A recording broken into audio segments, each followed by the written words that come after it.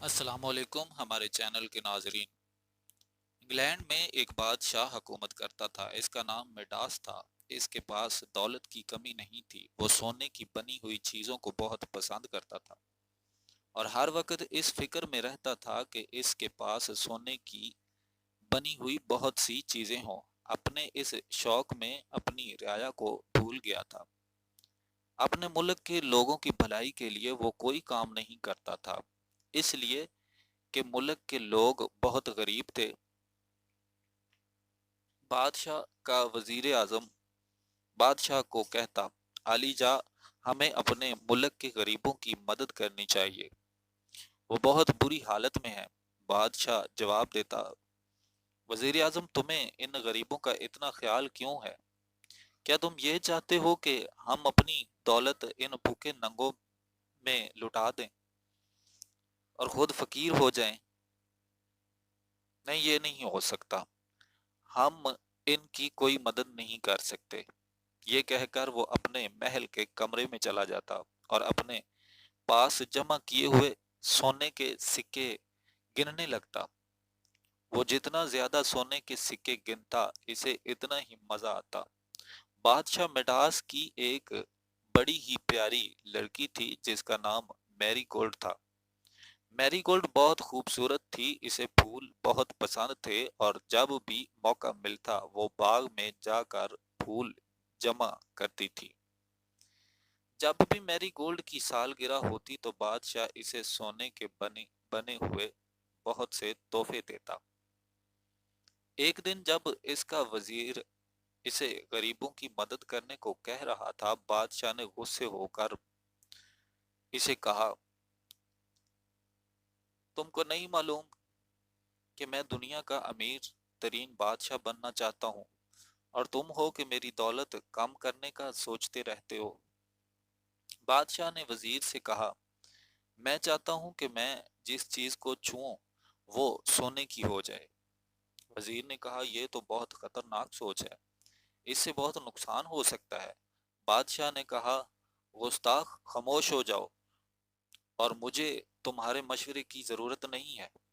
اسی وقت وہاں سے ایک پری گزر رہی تھی، اس نے بادشاہ کی خواہش سنی تو اس نے لالچی بادشاہ کو سبق سکھانا چاہا۔ پری بادشاہ کے سامنے آئی اور کہا، میں نے تمہاری خواہش سنی ہے اور اسے پورا کرنا چاہتی ہوں۔ بادشاہ یہ سن کر بہت خوش ہوا۔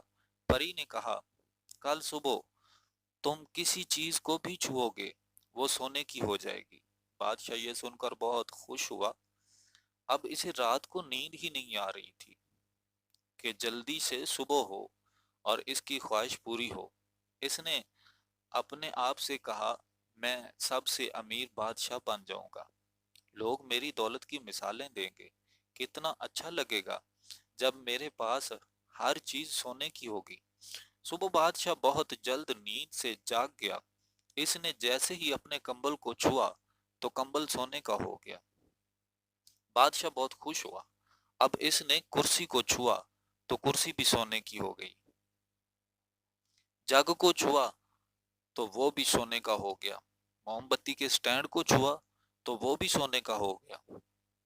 اپنے پلنگ کو چھوا تو وہ بھی سونے کا ہو گیا۔ اپنے کمرے کی سب چیزوں کو سونے کا کرنے کے بعد بادشاہ اپنے محل کے باغ میں گیا، وہاں اس نے پھولوں کو چھوا تو وہ بھی سونے کے ہو گئے۔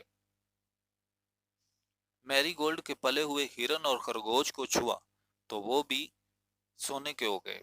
ہر چیز کو سونے کا بنا کر بادشاہ خوشی خوشی محل میں واپس آیا۔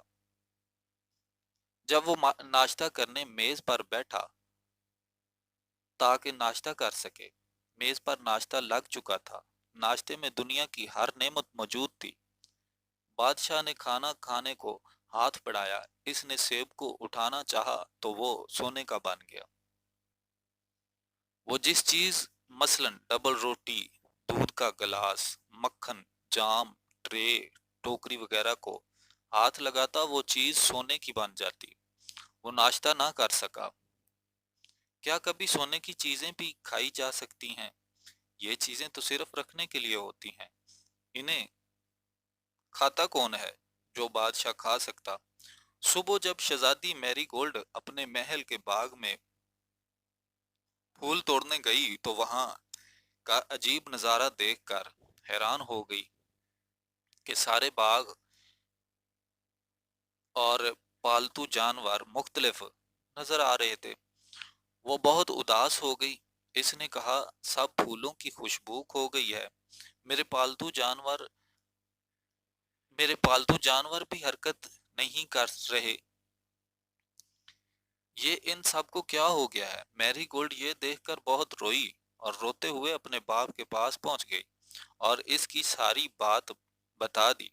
بادشاہ نے کہا شہزادی مت رو، تمہیں تو خوش ہونا چاہیے کہ اب میں سب سے امیر بادشاہ ہوں۔ یہ سن کر میری گولڈ خوشی ہونے کی بجائے اور زیادہ رونے لگی۔ بادشاہ نے اپنی شہزادی کو چپ کرانے کے لیے اسے تھپکی دی تو بادشاہ کا ہاتھ لگتے ہی